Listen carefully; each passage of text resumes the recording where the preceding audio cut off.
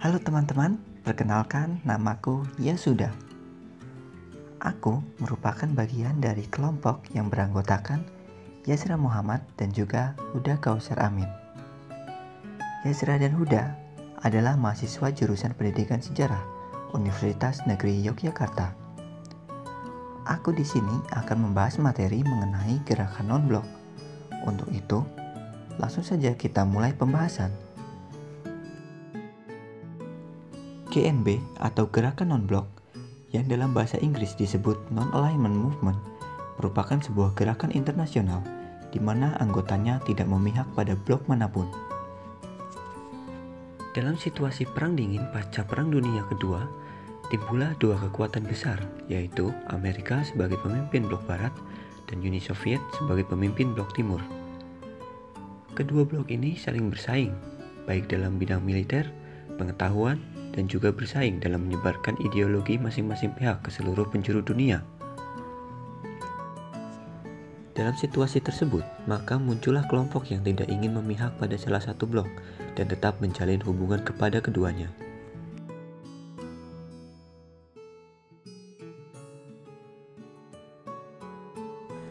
Gerakan non-blok dibentuk guna mendirikan suatu gerakan, bukan suatu organisasi, untuk menghindarkan diri dari implikasi birokratis dalam membangun upaya kerjasama di antara negara.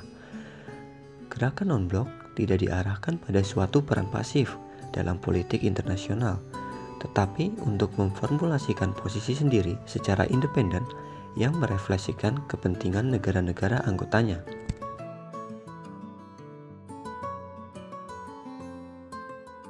Gerakan non-blok lahir akibat adanya Konferensi Asia Afrika yang berlangsung di Bandung pada tahun 1955, dihadiri oleh 29 kepala negara dan kepala pemerintahan dari benua Asia dan Afrika yang baru saja merdeka. Konferensi Asia Afrika ditujukan untuk mengidentifikasi dan mendalami masalah-masalah dunia pada waktu itu dan berupaya menyepakati Dasar-Sila Bandung yang dirumuskan sebagai prinsip-prinsip dasar bagi penyelenggaraan hubungan dan kerjasama antara bangsa.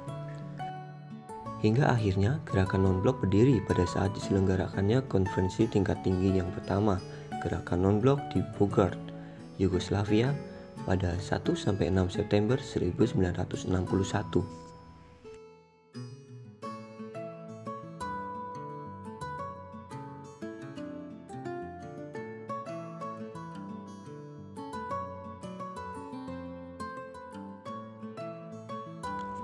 Berdirinya gerakan non-blok tentu tidak terlepas dari peran tokoh-tokoh kunci para pendiri gerakan ini, yaitu antara lain Presiden Mesir Gamal Abdel Nasser. Beliau merupakan presiden kedua Mesir dan menjabat sejak tahun 1956 hingga beliau wafat tahun 1970. Presiden Ghana Kwame Nkrumah. Beliau adalah seorang pejuang kemerdekaan sekaligus presiden pertama Ghana yang menjabat sejak tahun 1960 hingga tahun 1966. Perdana Menteri India, Jawaharlal Nehru. Beliau merupakan Perdana Menteri pertama India dan menjabat dari tahun 1947 hingga 1964. Presiden Indonesia Soekarno. Presiden Soekarno merupakan presiden pertama Indonesia, sekaligus kita kenal sebagai Bapak Proklamator Kemerdekaan Republik Indonesia. Presiden Yugoslavia, Josip Broz Tito. Josip Broz Tito adalah presiden pertama Yugoslavia yang menjabat sejak tahun 1953 hingga 1980. Tujuan utama GNB semula difokuskan pada upaya dukungan bagi hak menentukan nasib sendiri, kemerdekaan nasional, kedaulatan, dan integritas nasional negara-negara anggota. Tujuan penting lainnya adalah penentangan terhadap apartheid, tidak memihak pada fakta militer multilateral, perjuangan menentang segala bentuk dan manifestasi imperialisme, perjuangan menentang kolonialisme, neokolonialisme, rasisme, pendudukan, dan dominasi asing, perlucutan senjata, tidak mencampuri urusan dalam negeri negara lain, dan hidup berdampingan secara damai.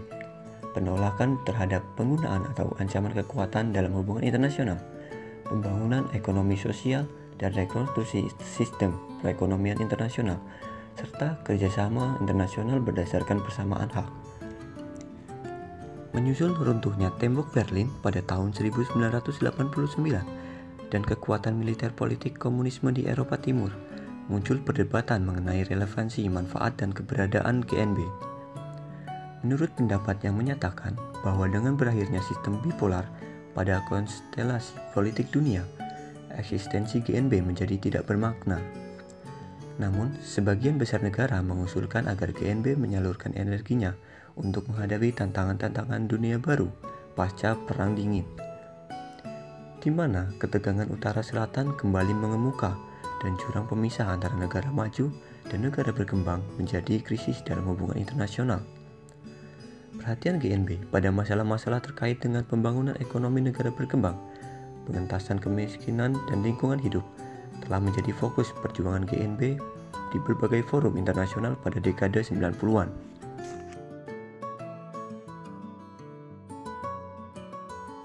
Asas-asas gerakan non-blok.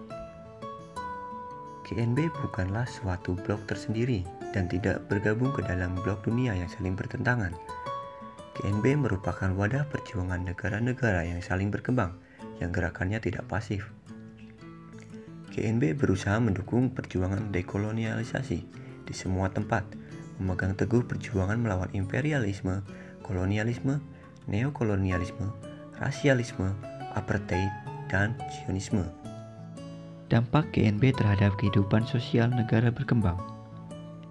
GNB dapat mewujudkan eratnya hubungan kerjasama antara negara satu dengan negara yang lain. GNB juga berupaya untuk melestarikan lingkungan hidup, yaitu mengurangi pencemaran terhadap air, udara, tanah, dan perusakan hutan, sehingga meningkatkan kesejahteraan bagi negara berkembang. Dampak GNB terhadap kehidupan ekonomi negara berkembang. Kerjasama antara anggota-anggota GNB dapat memiliki dampak positif pada situasi ekonomi dunia, dengan menciptakan tata hubungan ekonomi internasional yang masih seimbang dan memperluas partisipasi negara-negara berkembang dalam proses pengambilan keputusan mengenai masalah-masalah ekonomi dunia. GNB membuat negara-negara anggota non-blok berjalan lancar tanpa hambatan. Jadi, GNB ini meningkatkan program ke arah tata ekonomi dunia. Konferensi GNB yang pertama mencetuskan prinsip politik bersama, yaitu bahwa politik berdasarkan koeksistensi damai, bebas blok, tidak menjadi anggota pasukan militer dan bercita-cita melenyapkan kolonialisme dalam segala bentuk dan manifestasi. GNB juga membantu Afrika Selatan dalam menghapus politik apartheid.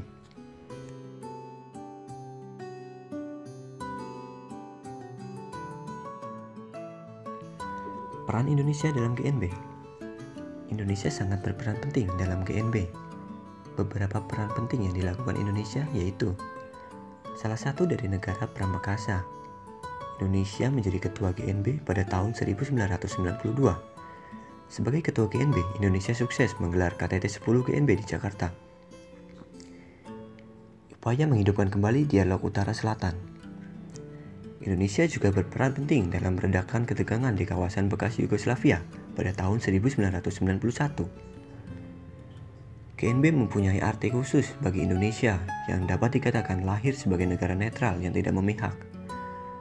Hal tersebut tercermin dalam pembukaan Undang-Undang Dasar 1945 yang menyatakan bahwa kemerdekaan adalah hak segala bangsa, dan oleh sebab itu, maka penjajahan di atas dunia harus dihapuskan karena tidak sesuai dengan peri kemanusiaan dan peri keadilan. Selain itu, diamanatkan pula bahwa Indonesia ikut melaksanakan ketertiban dunia yang berdasarkan perdamaian abadi dan keadilan sosial. Sesuai dengan politik luar negeri yang bebas aktif, Indonesia memilih untuk menentukan jalannya sendiri dalam upaya membantu tercapainya perdamaian dunia dengan mengadakan persahabatan dengan seluruh bangsa. Sebagai implementasi dari politik luar negeri yang bebas aktif itu, selain sebagai salah satu negara pendiri GNB, Indonesia juga senantiasa setia dan komitmen pada prinsip-prinsip dan aspirasi GNB. Pada masa itu, Indonesia telah berhasil membawa GNB untuk mampu menentukan arah dan secara dinamis menentukan diri pada setiap perubahan yang terjadi. Ya, itu dia pembahasan yang dapat kami sampaikan. Semoga dapat bermanfaat bagi kita semua. Apabila masih banyak kekurangan, kami memohon maaf. Sekian dari kami, terima kasih dan sampai jumpa.